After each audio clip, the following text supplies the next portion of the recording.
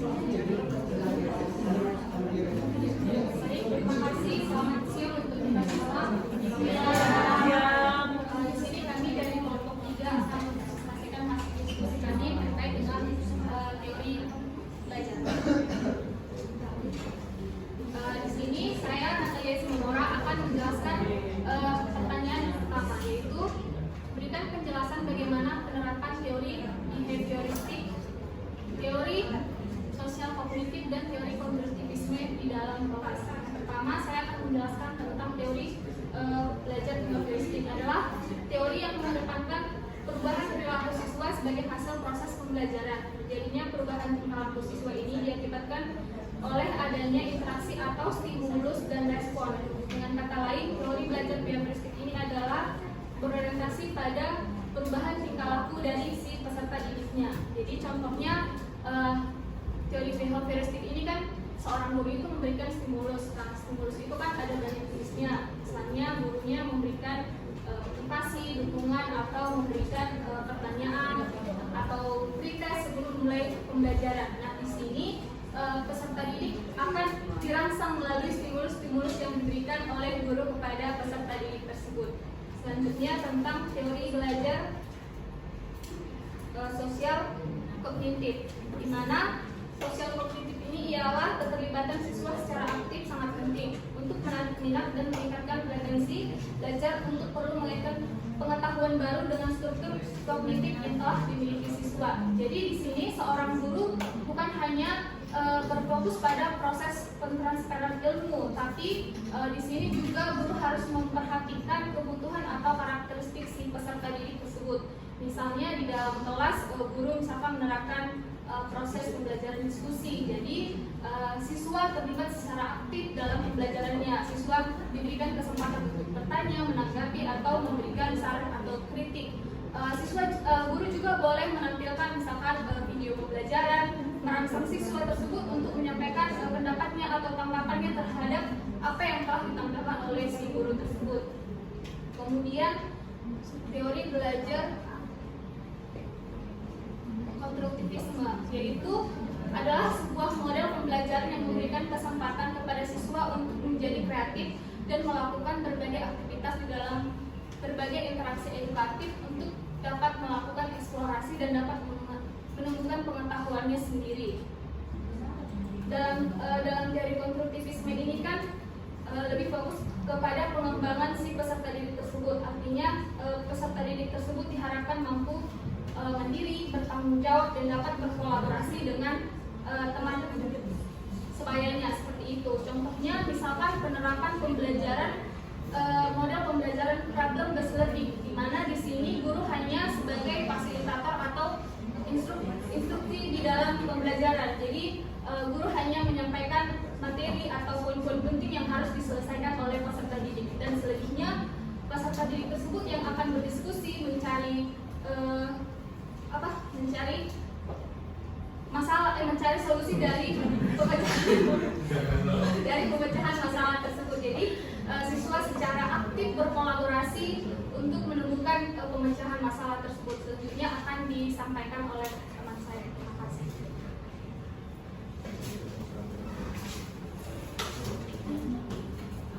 Baik, di sini saya akan menjelaskan tentang penjelasan model-model pembelajaran apa saja yang terbentuk berdasarkan prinsip konstruktivisme. Kita tahu konstruktivisme adalah sebuah model pembelajaran yang memberikan kesempatan kepada siswa untuk menjadi kreatif dan melakukan berbagai aktivitas di dalam berbagai interaksi edukatif, yang mana kita tahu konstruktivisme berasumsi bahwa setiap peserta didik mulai sejak dini sampai dewasa telah memiliki gagasan atau pengetahuan tentang dari lingkungan sekitarnya. Yang dimana model-model pembelajaran konstruktivisme ini ada yang pertama itu discovery learning, yang dimana siswa didorong untuk belajar dengan diri mereka sendiri, yang dimana dituntut mandiri dalam memecahkan masalah dan memiliki keterampilan kritis. Yang kedua ada namanya reception learning, yang mana pembelajaran yang sistematis terhadap informasi yang lebih bermakna. Kemudian ada assisted learning, yang dimana guru sebagai agen budaya membantu siswa pada awal belajar untuk mencapai pemahaman dan keterampilan secara perlahan-lahan sampai akhirnya siswa belajar mandiri. Yang keempat itu active learning, yang dimana metode pembelajaran yang melibatkan dan menghubungkan siswa dengan materi yang bermakna dalam aktivitas dalam proses pembelajaran. Kemudian ada day accelerating learning, yang mana metode belajar mengajar membuat murid bisa belajar secara alamiah dengan memaknai teknik belajar yang tepat dengan karakter dirinya, sehingga murid merasakan bahwa kegiatan belajar ini sangat mudah. Kemudian ada quadruple learning, yaitu gabungan yang sangat seimbang antara bekerja, bermain dengan rangsangan internal dan eksternal. Yang terakhir itu ada setial, yaitu strategi pembelajaran yang menekankan pada proses keterlibatan siswa secara penuh untuk menemukan materi yang dipelajari dengan menghubungkan situasi dengan kehidupan nyata. Demikian penjelasan dari saya, dikembalikan.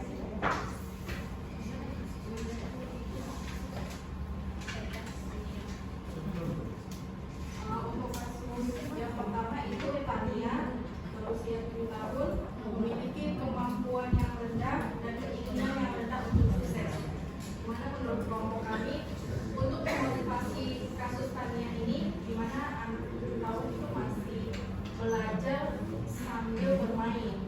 Artinya belajarnya itu yang menyenangkan. Gitu. Jadi kami memiliki rencana untuk memotivasi Tania ini dengan motivasi secara langsung ataupun tidak langsung. Di mana motivasi secara langsung itu bisa menggunakan seperti yang dibilang Bapak tadi, memanggil alumni. Untuk dari kami itu bisa sukses, misalnya sukses gurunya sendiri atau kita sebagai guru. Bagaimana kita sukses menjadi guru, kita ceritakan ke siswa. Jadi terutama juga untuk ke Tania, dan memberikan ujian itu adalah motivasi secara langsung. Jadi di kelas itu misalnya si Tania belum berhasil untuk menjawab, misalnya guru melontarkan pertanyaan belum bisa menjawab, kita tidak langsung menjawab dia itu kamu kenapa tidak menjawab seperti itu, atau kita bisa bilang ya tadi yang tidak menjawab ini baik juga ya, kedepannya bisa menjawab seperti itu ya. Untuk yang tidak langsung itu bisa melalui metode yang tepat dan menyenangkan, bisa membuat siswa itu menjadi aktif di kelas. Jadi bagaimana guru membuat siswa aktif di kelas itu juga bisa memotivasi si Tania untuk bisa meningkatkan kemampuannya dari yang rendah bisa menjadi memiliki kemajuan lah, gitu ya. Kemudian yang ketiga, memanfaatkan media. Jadi di mana anak SD ini itu kan senang juga melihat yang menarik melalui media. Jadi itu bisa kita, guru sendiri itu bisa menggunakan media yang tepat dan menyenangkan lah untuk memotivasi kemampuan belajar si siswa, terutama si Tania. Kemudian menciptakan kompetisi atau persaingan dalam kelas. Jadi kita lontarkan suatu pertanyaan, kita bisa bilang siapa yang lebih cepat, itu nanti kita kasih remote-nya tersendiri. Kemudian yang terakhir itu mengadakan evaluasi, artinya penilaian di dalam kelas. Kita secara berkala kita lakukan penilaian. Jadi kita tahu bagaimana kemajuan dari si Tania, apakah sudah ada kemajuan atau malah tidak. Jadi untuk berkesinambungan ke depannya, kita bisa melakukan cara-cara yang lain untuk meningkatkan kemampuan dan keinginan si Tania untuk sukses. Kemudian nanti melanjutkan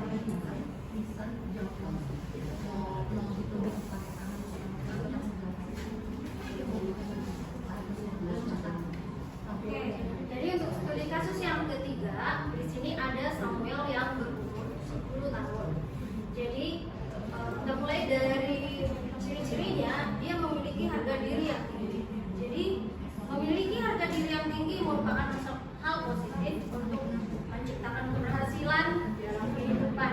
Harga diri itu bisa diubah tergantung cara pandang pribadi atau individu itu memaknai kehidupannya.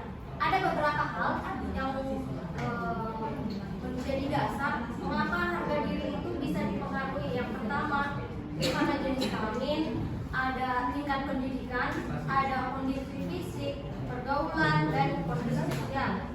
Harga diri yang dirasakan jatuh ketika ada hal yang sangat mengganggu, misalnya ketika seseorang ketahuan dia berbohong. Nah, pastinya dia merasa malu ketika diperhadapkan dengan hal itu. Jadi ada saatnya kita memahamkan kepada Samuel, melakukan sebuah kegagalan bukan berarti harga diri itu jatuh. Jadi ketika kita melakukan kegagalan berarti ada peluang. Ketika kita melakukan kesalahan berarti ada kesempatan untuk melakukan yang lebih baik lagi ke depannya, untuk meminimalisir atau untuk mengurangi kesalahan yang lebih jauh ke depannya. Jadi Samuel yang 10 tahun ini sudah memiliki cara berpikir yang cukup bijak. Jadi kita sudah lebih mudah untuk mengarahkan dia dengan cara menanamkan konsep bahwa tidak salah melakukan kesalahan. Jadi yang satu kali kesalahan juga tidak apa, 2 kali kesalahan itu tidak apa-apa, itu biasa saja. Tetapi hal yang terbesar, kesalahan yang terbesar adalah ketika kita sudah berkali-kali gagal tetapi kita tidak menyerah. Nah, itulah keberhasilan yang sesungguhnya. Terima kasih.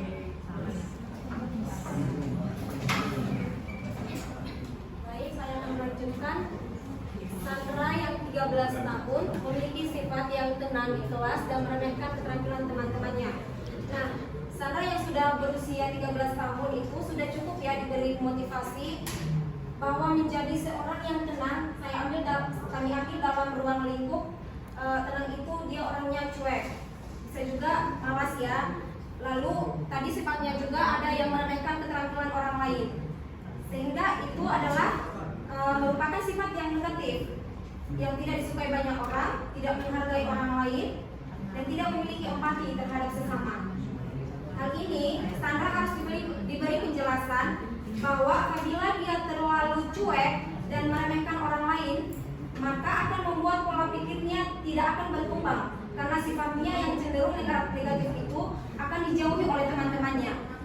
Menasehati Chandra juga bahwa dengan dia menganggap remeh keterampilan orang lain, tak lebih unggul darinya, padahal semua orang punya kelebihan masing-masing, di mana kelebihan temannya mungkin menjadi suatu kekurangan dia ya. Kemudian ketika Sandra meremehkan orang lain, maka orang lain juga akan selalu berpikiran negatif kepada dia. Nah, guru dapat memacu si Sandra ini untuk yang pertama tidak terlalu cuek, karena sifat tersebut akan menjauhi orang lain dan orang lain tidak akan mau berteman kepada dia. Yang kedua, juga Chandra jangan terlalu meremehkan keterampilan orang lain, karena di saat itu juga orang lain akan meremehkan keterampilan dia. Jadi ada timbal baliknya ya. Kemudian tadi si Sandra orangnya cuek dan malas ya. Ketika Sandra mau menjadi orang yang aktif di kelas dan menghargai orang lain, otomatis guru dan teman-temannya juga akan mau berteman dengan dia, akan bergabung dengan dia. Ajak Sandra untuk selalu mendekati orang yang circle, pertemanannya, cara belajarnya rajin, dan dengan bergabungnya dia dengan orang-orang yang rajin akan memotivasi dia untuk lebih bisa menghargai orang lain.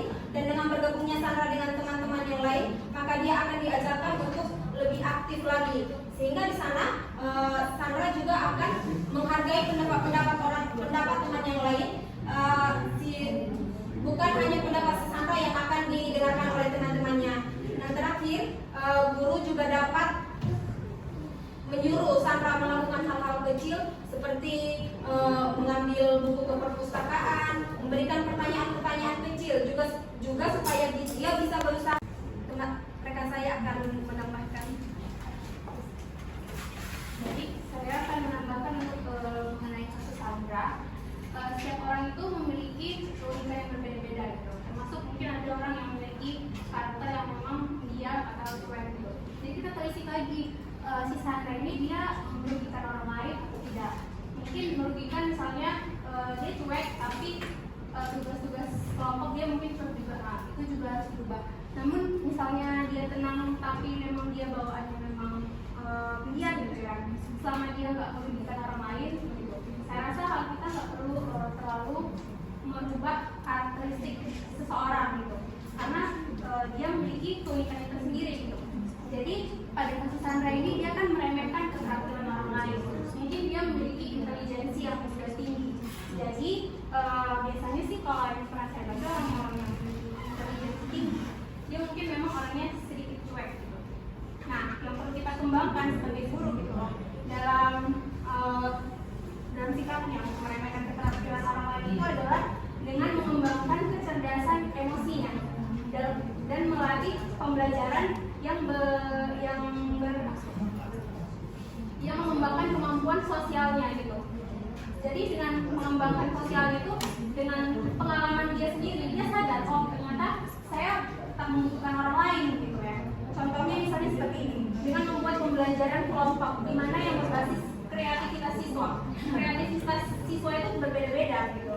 Dimana misalnya dengan membuat model pembelajaran menugaskan siswa untuk membuat skema pembelajaran role playing, drama.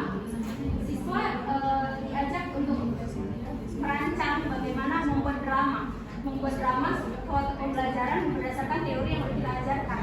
Nah, dari situ kan ada interaksi muncul di dalam kelompok tersebut. Mau nggak mau dia harus berinteraksi dengan teman-temannya untuk menyalurkan idenya gitu. Nah, dengan melatih Sandra untuk bersosialisasi dan bekerjasama dengan mengembangkan kreativitas dalam pembelajaran, mengarahkan Sandra dari pengalaman belajarnya bahwa setiap orang memiliki potensi yang berbeda-beda dan memberikan kesadaran Sandra bahwa tidak ada manusia yang tidak dapat diri sendiri. Baik, selanjutnya untuk kasus keempat yaitu Robert yang memiliki sedikit minat di sekolah dan saat ini tinggal bersama bibinya dan kita tidak bisa menghubungi kedua orang tuanya. Nah, di sini kita bisa lihat bahwasanya keberhasilan tumbuh kembang anak ini pastinya dipengaruhi oleh faktor lingkungan, mulai dari lingkungan keluarga hingga masyarakat luas.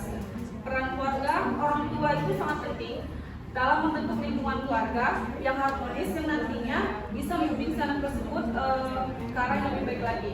Nah, pada kasus ini kami menyepakati bahwasanya rencana kami untuk meningkatkan motivasi peserta didik terhadap kasus Robert ini, yaitu kami akan menyesuaikan dengan rancangan yang berpedoman dengan teori behavioristik dengan alasan bahwasanya Robert harus ditemukan dengan seorang ahli psikologis ataupun kalau misalnya di sekolah kita temukan dengan guru bimbingan konseling, dan nantinya akan diberikan stimulus yang mengarahkan ketika positif dan si Robert ini dapat berminat dan semangat bersekolah kembali. Selain itu, kita seorang pendidik harus menjadi panutan yang mempunyai peran sebagai pendidik, orang tua sekaligus sahabatnya agar si Robert nanti ini kembali mempunyai minat yang tinggi di sekolah. Dan yang kedua itu seorang pendidik juga harus menjadikan siswa sebagai peserta yang aktif, selalu melibatkan peserta si Robert ini dalam setiap proses pembelajaran untuk menumbuhkan motivasinya dalam belajar. Selanjutnya, seorang pendidik harus menumbuhkan rasa kebersamaannya agar nantinya rasa keluarga kembali didapatkan oleh si Robert ini di sekolah. Dan yang terakhir, seorang pendidik seharusnya bisa menuntut impian setiap peserta didik seperti Robert ini agar intinya Robert ini lebih termotivasi untuk belajar di sekolah maupun di rumah. Baik, terima kasih. Saya kembalikan kepada Terima kasih. Sekian penjelasan dari kelompok kami. Kepada teman-teman yang ingin bertanya atau memberikan tanggapan, saran atau kritik, kami persilakan. Saya ingin bertanya tentang Robert ini, tentang kasus Robert ini. Di kasus Robert ini menurut saya ya dia ada sedikit permasalahan di bagian sosial pendidik. Kenapa? Karena dia seperti menarik diri dari lingkungan sekolah karena kondisi internalnya tadi, kondisi lingkungannya dengan kondisi yang orang tuanya itu kan yang orang tuanya tidak ada, dia tinggal di tempat saudara, sehingga menurut saya dia menarik diri dari lingkungan sekolah. Padahal seharusnya dengan kondisi keluarga dia yang seperti itu, melalui sekolah dia bisa menumbuhkan kembali tingkat kepercayaan dirinya melalui prestasi, harusnya seperti itu. Nah, bagaimana cara yang harus dilakukan seorang guru untuk membentuk si Robert ini menjadi manusia yang matang?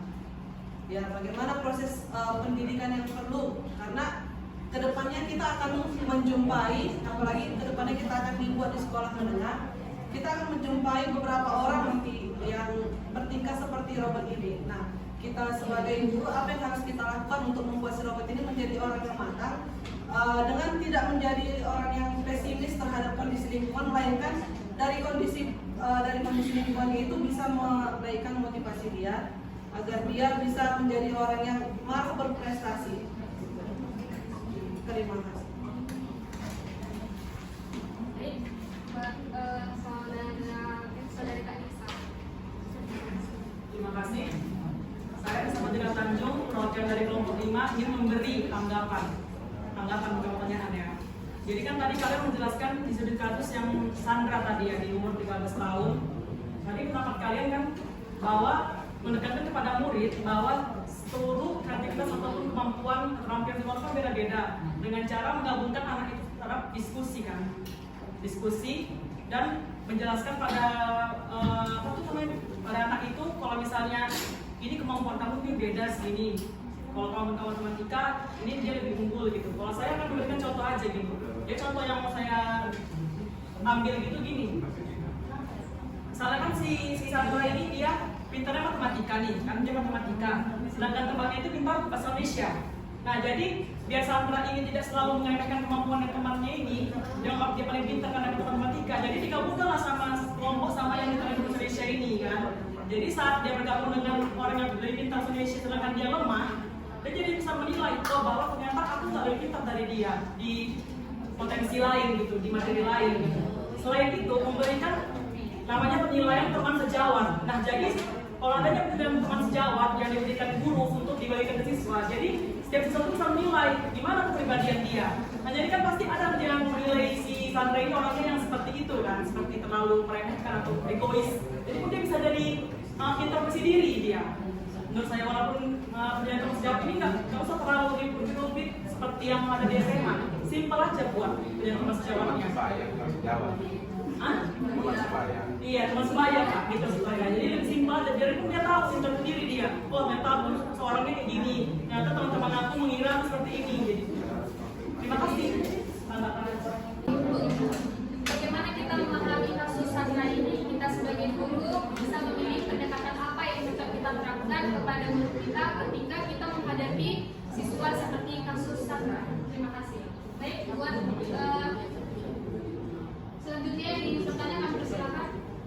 Saudari Indah. Baik, terima kasih untuk kesempatannya. Saya dan kami ingin bertanya dan nah, saya ingin membuat studi kasus baru tentang pengadaan tanah. Nah, yang nanti bisa kita lakukan di sekolah. Nah, pada saat pengalaman saya di sekolah, ada satu orang siswa yang dia ingin sekali menjadi pusat perhatian di dalam kelas. Nah, dia tidak memberikan teman-teman yang lainnya untuk kita sebagai guru untuk menerima pendapat temannya. Dia selalu ingin diperhatikan di dalam kelas. Nah, pertanyaan saya, menurut kelompok kalian, manakah teori yang tepat dengan studi kasus tersebut dan bagaimana cara kita sebagai guru yang profesional untuk mengatasi hal tersebut? Terima kasih. Sudah paham pertanyaannya? Sudah. Oke. Baik, terima kasih kepada teman-teman yang sudah bertanya. Berikan kami waktu untuk mendiskusikan ini beberapa menit depan dan kami akan segera menjawab. Terima kasih. Menjawab oleh rekan saya. Baik, kami akan menjawab pertanyaan dari Kak Wira. Bagaimana si Robert ini biar menjadi anak yang matang gitu lah ya. Jadi mungkin lebih ke realita lah yang terjadi. Ketika didapati, karena ada didapati siswa yang memang udah turun minatnya untuk belajar karena mungkin orang tua gitu. Jadi yang pertama itu solusinya kita cari tahu dulu latar belakang dari siswa ini. Kenapa dia minat dia bersekolah? Mungkin saja karena orang tua yang tadi udah meninggal dan dia tinggal di tempat dirinya karena ekonomi, pertama karena ekonominya dia besar. Jadi agar dia lebih matang begitu kan, agar dia masih tinggi minat dia untuk bersekolah. Jadi kita cari kalau karena ekonomi tadi kita sebagai sekolah harus memberikan fasilitas yang memadai gitu. Jadi mungkin bisa kita berikan beasiswa kalau memang keputusan itu. Tapi kalau memang kita lihat dari karena kondisi dia yang rendah tadi, mungkin karena pengetahuan dia gitu nggak lagi. Mungkin salah satunya bisa kita cari salah satu siswa yang memang kondisinya seperti ini. Jadi berceritalah nanti siswa itu sehingga siswa tersebut yang mungkin nggak minat lagi bersekolah ada, oh ternyata ada kawanku yang sepenampungan satu frekuensi, ternyata kamu itu bisa melewati. Jadi termotivasi lagi ya karena hal tersebut. Mungkin itu dari kami. Kembalikan. Kata kuncinya yang saya tangkap di sini berarti dia ingin mengaktualisasikan dirinya bahwa apa di sini dia ingin menunjukkan saya loh yang lebih baik di situ, maksudnya di situ ya. Ya sama kayak gini kak, sama kan kita sebagai tutor harus bisa memeratakan di dalam kelas itu tanpa menjadi satu orang itu sebagai perhatian gitu. Jadi kita harus memeratakan semua perhatian itu kepada peserta didik.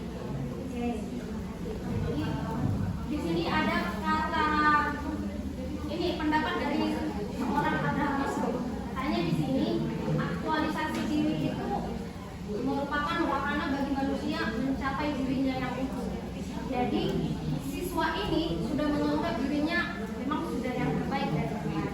Nah, setiap manusia pada dasarnya mengembangkan kekuatannya itu dia bisa bergerak karena dia sudah terkonsep bahwa dia mungkin sudah lebih baik dari temannya, dia sudah lebih paham satu pelajaran dari temannya. Di sini pendekatannya yang bisa kita baca itu dari teori behavioristik.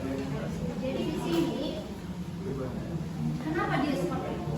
Nanti itu respon dia. Nah, karena kalau ada respon berarti ada stimulus.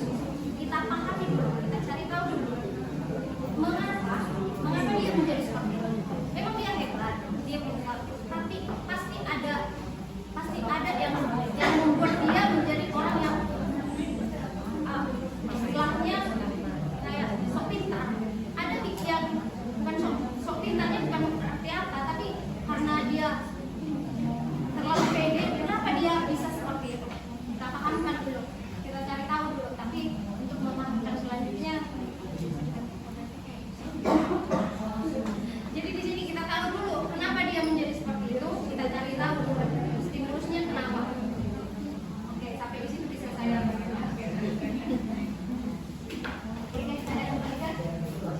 Baik, terima kasih. Bagaimana dengan saudari Apa tanggapan yang lain? Baik, kepada teman-teman yang mungkin memberikan tanggapan atau saran atas cerita kasus yang ditanyakan oleh saudari Indah.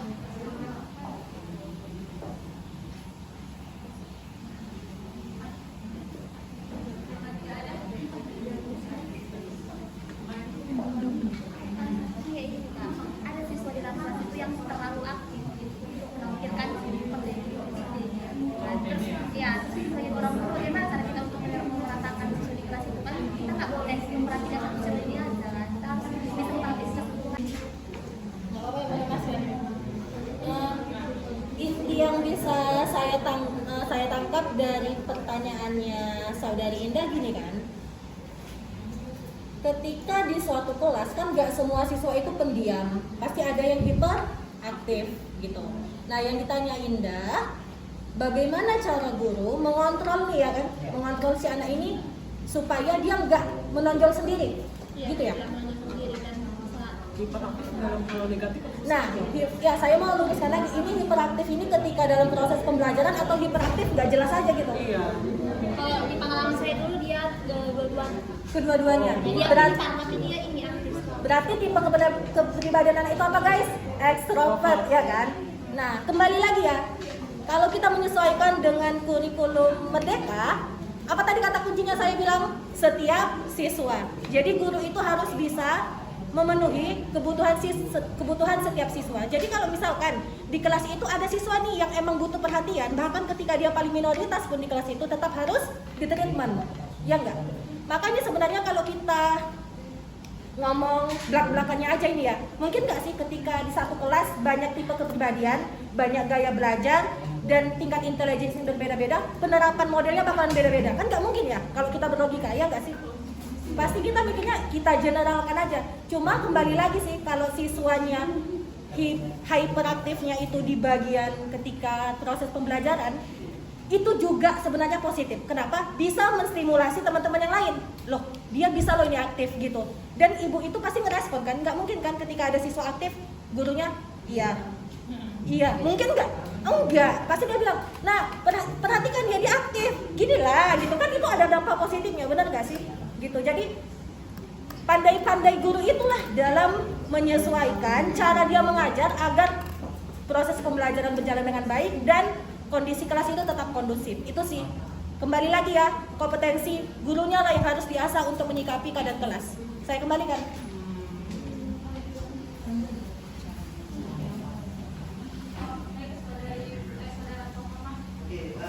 Saya ingin mengajukan pertanyaan, tapi ya karena sekarang juga ketika ada teman ataupun siswa yang terlalu hyperaktif, dia akan merasa dikucilkan dari teman-temannya, sehingga ibaratnya kalau dia bertanya ataupun memberikan tanggapan, dia ibaratnya merasa teman-teman merasa tersinggung dengan kehadiran dia karena dia terlalu aktif.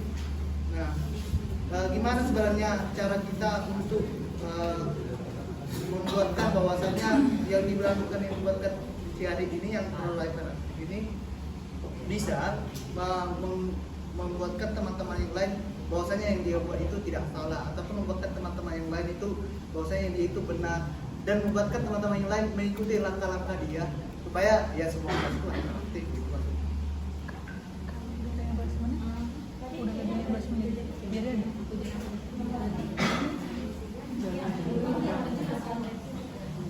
Saya mau menanggapi untuk pertanyaan dari Novel tadi, bagaimana tadi gimana siswa yang hiperaktif dianggap mengganggu siswanya.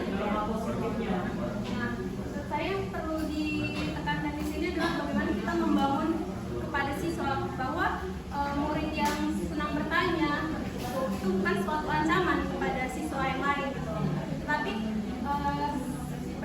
siswa yang bertanya itu adalah sebuah kita sama-sama belajar di situ. Bagaimana kita mengeksplorasi pemahaman-pemahaman dengan bertanya dengan menanyakan pendapat dan memberikan pendapat. Jadi yang mau ditekankan adalah bagaimana supaya siswa jangan menganggap pertanyaan-pertanyaan itu menjadi suatu ancaman, tapi membangun pengetahuan dan saling memberikan pendapat.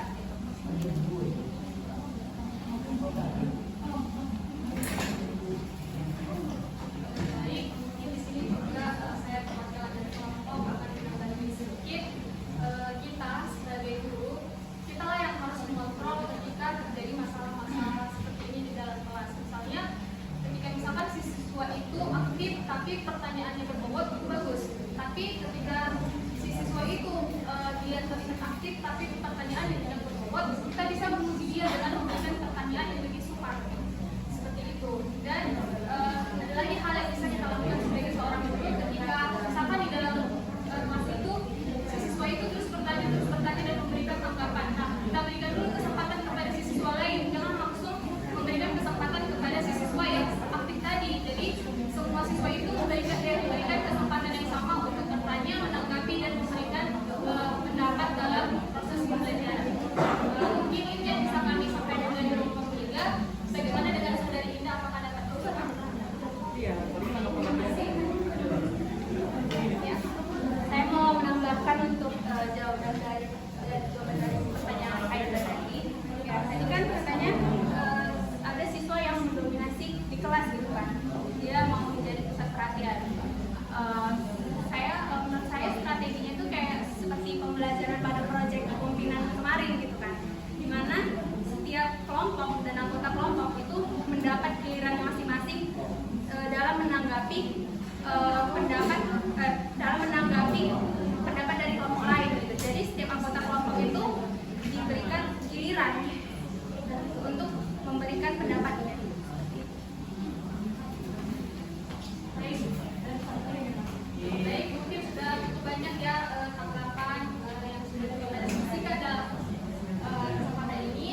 Jadi sekian dulu